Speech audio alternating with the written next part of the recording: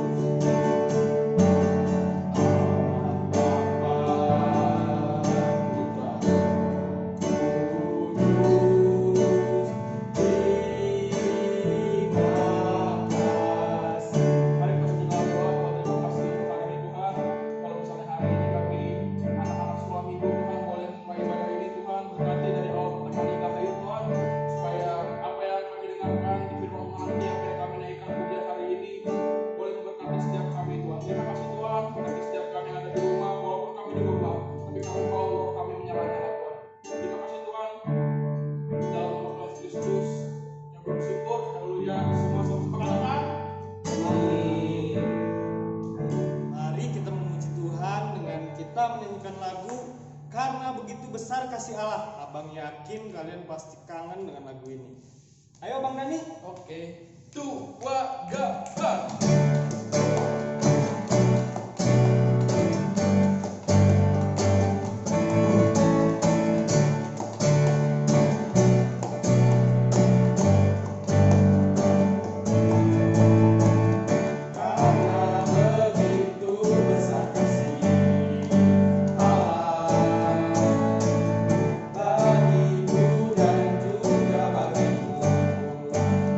Dunia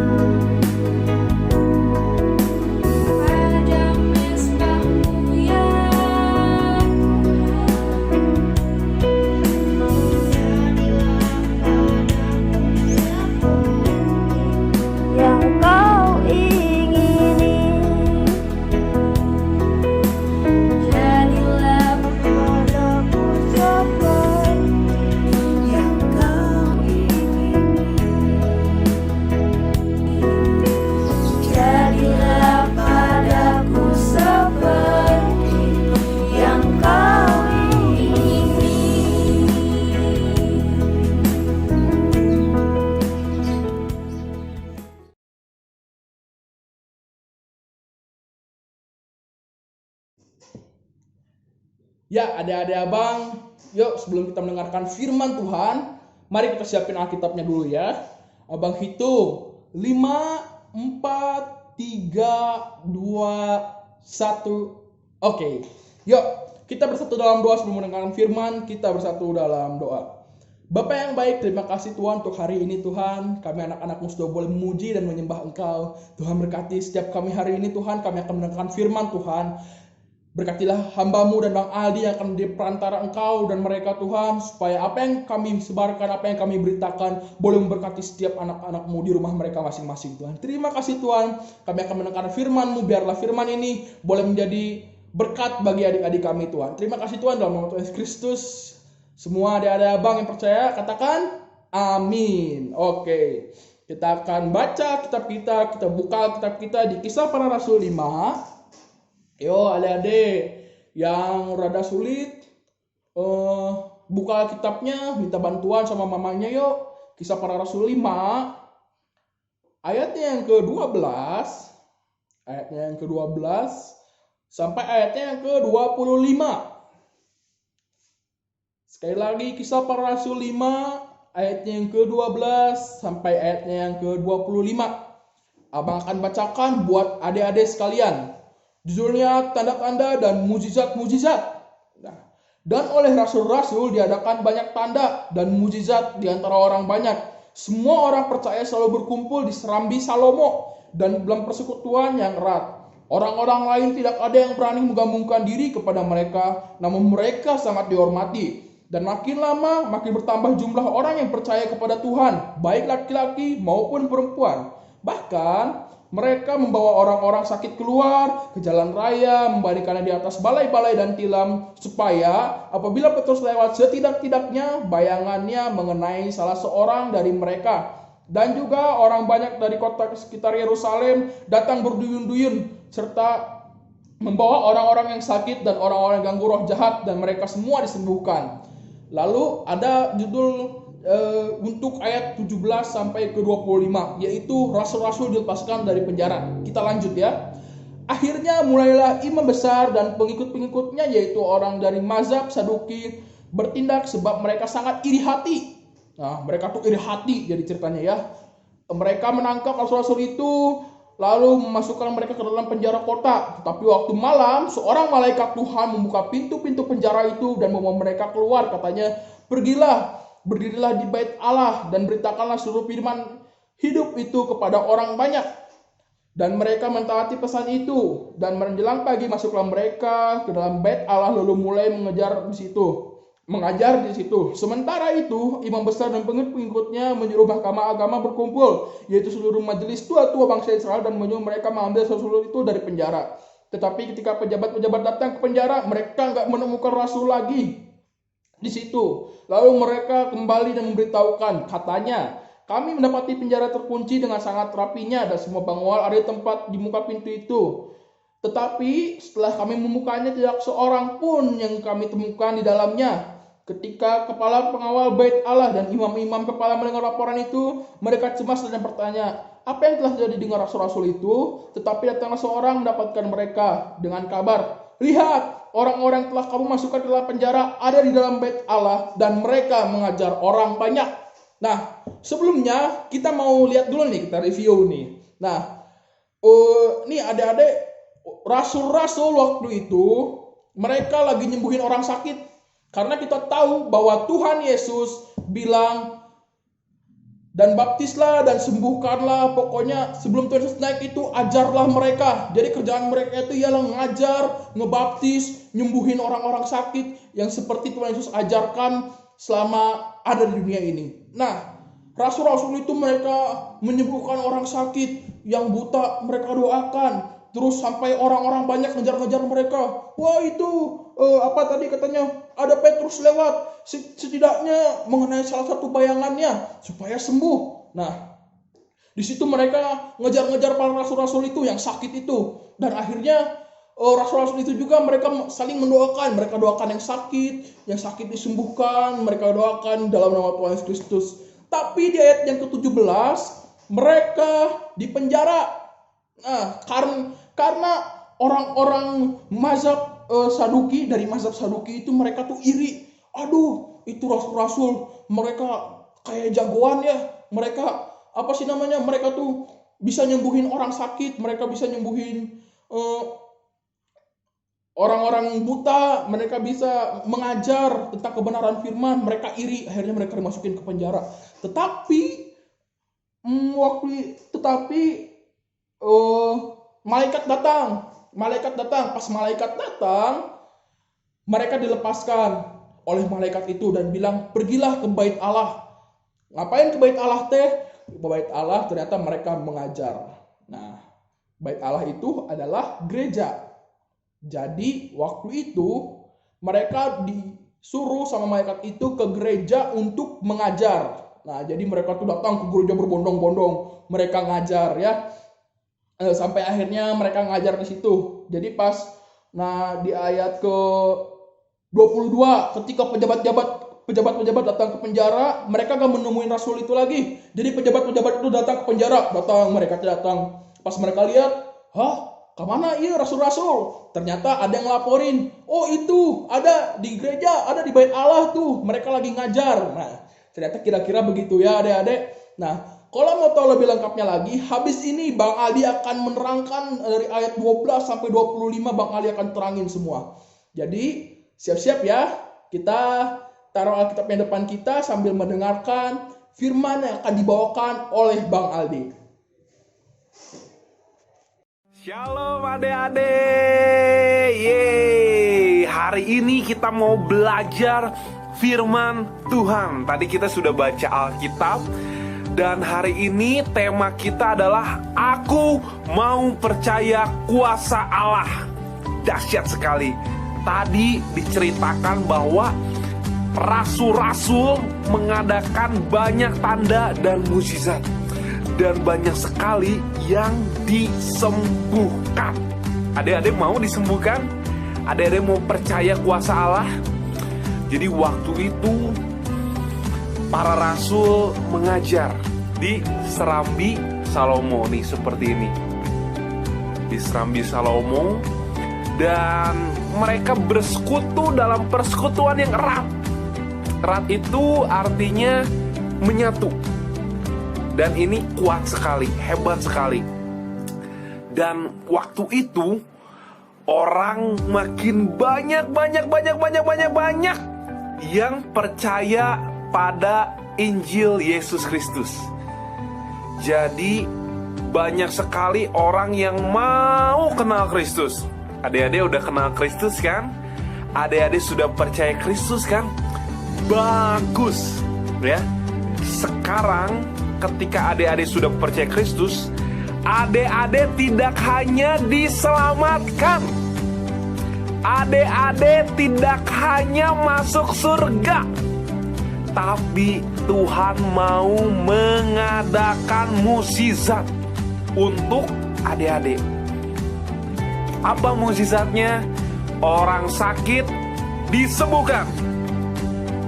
Apalagi orang yang kerasukan disembuhkan juga, dipulihkan oleh Tuhan. Ya, waktu itu juga banyak sekali orang berbondong-bondong, banyak berkerumun datang kepada para rasul, kepada Petrus. Pak Petrus, hei, kenapa? Kira-kira begitu ya. Dan mereka membawa orang-orang sakit, orang-orang yang kerasukan setan, dan satu persatu disembuhkan. Bahkan dengan bayangan Petrus. Cuman bayangannya doang, nggak ditumpang tangan, nggak dipeluk, tapi cuman dengan bayangan Petrus, Roh Kudus bekerja. Orang yang sakit disembuhkan, orang yang kerasukan setan dipulihkan. Mantap, dahsyat, hebat sekali. Siapa yang melakukannya? Apakah Petrus? Bukan. Apakah Yohanes? Bukan. Apakah manusia? Bukan juga ternyata. Yang melakukan itu adalah Roh Kudus, Yesus Kristus. Dia hebat, mantap, dahsyat sekali.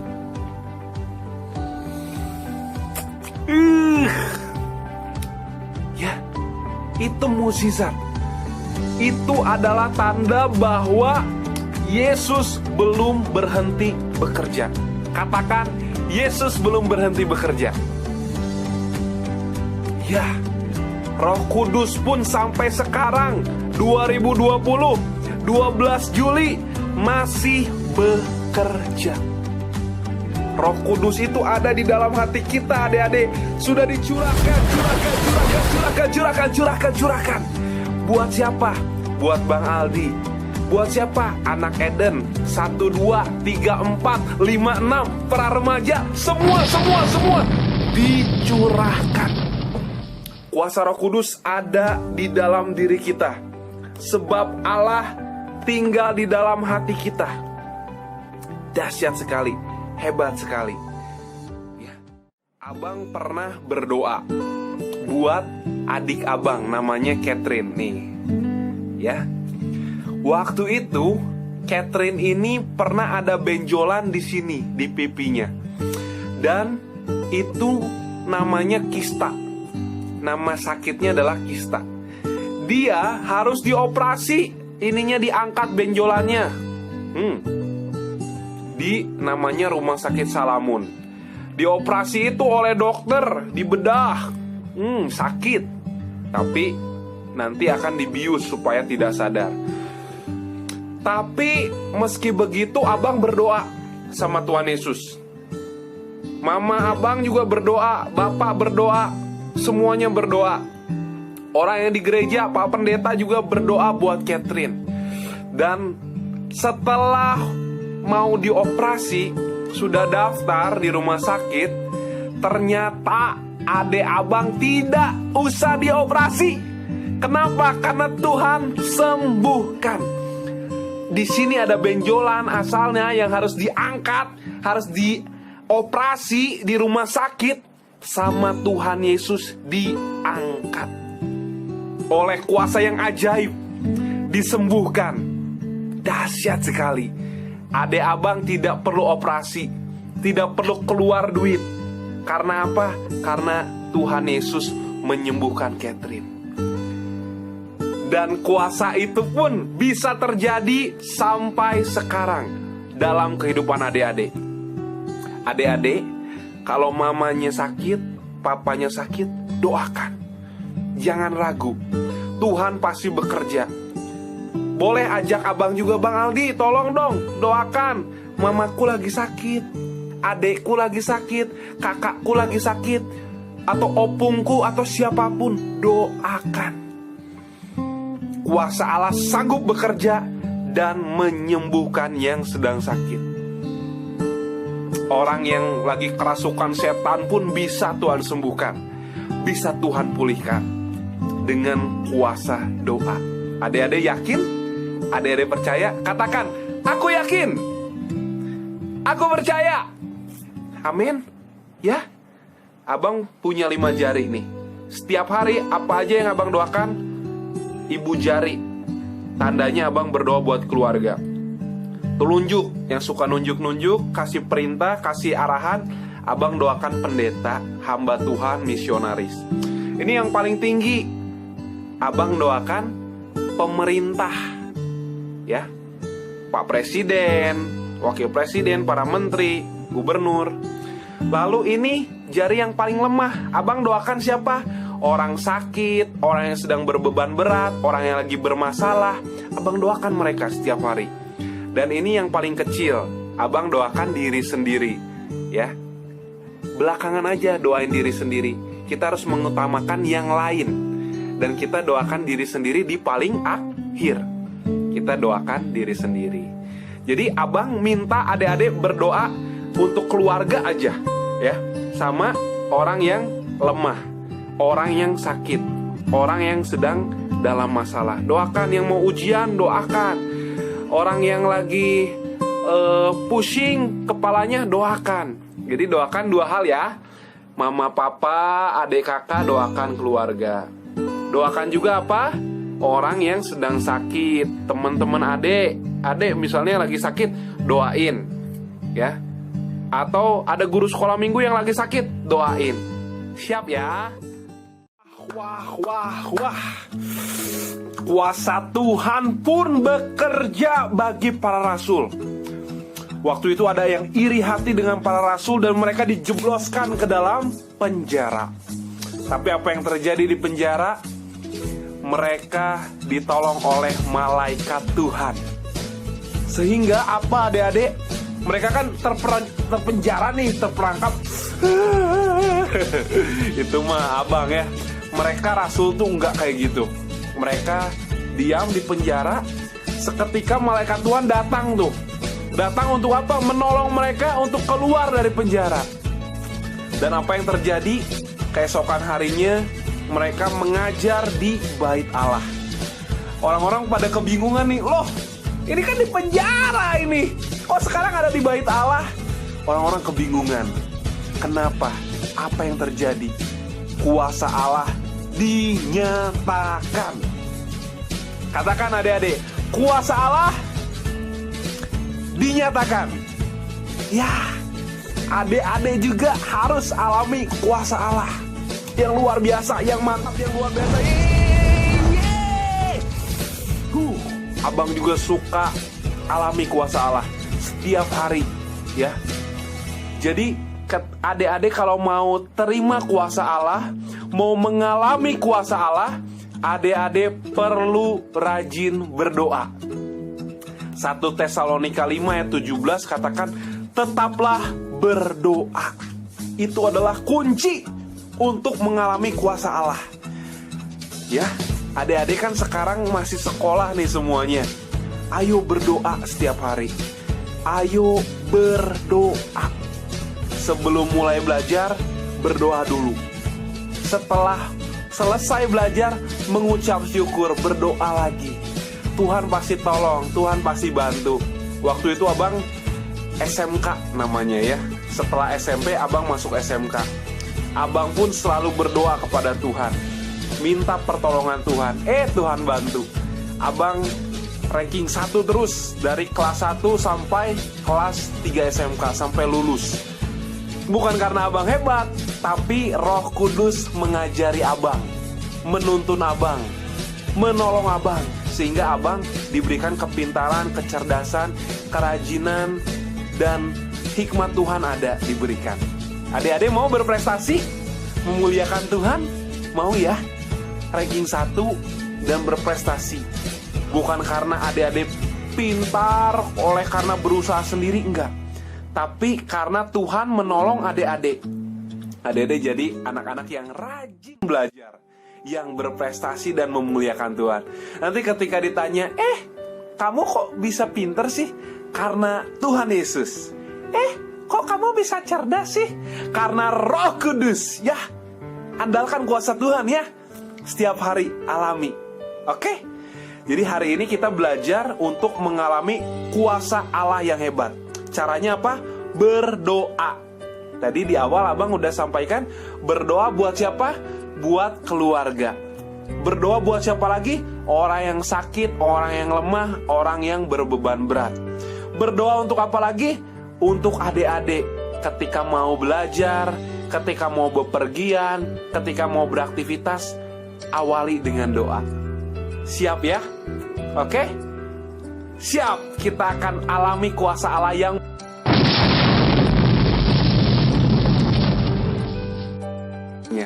Oke? Kita satukan hati ya.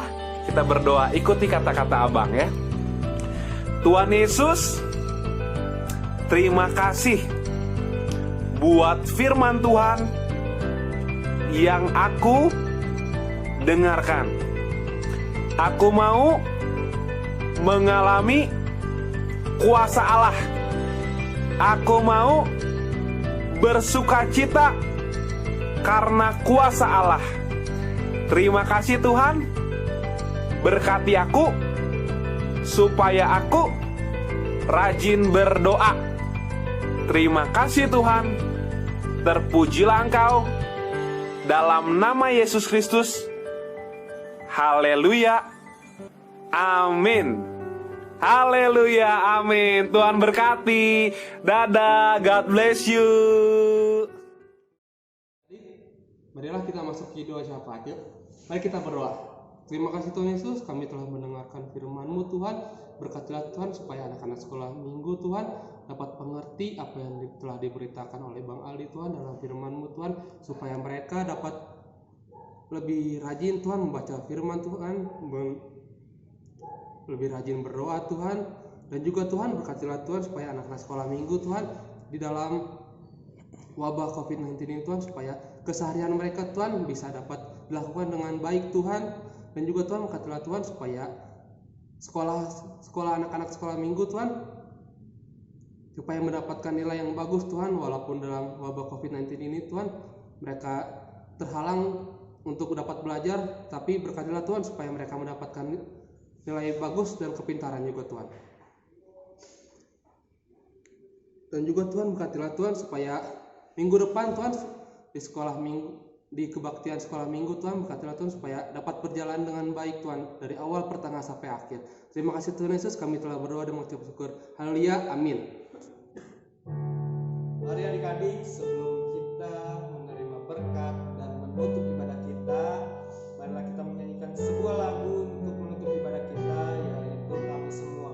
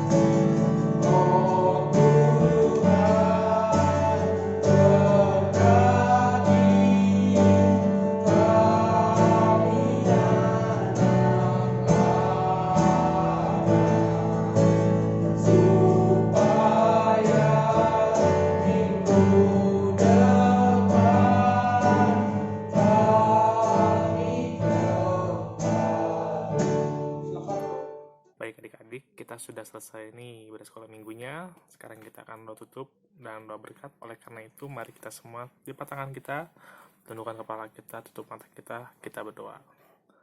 Tuhan, terima kasih untuk firman yang sudah kami dengarkan pada hari ini ya Bapa.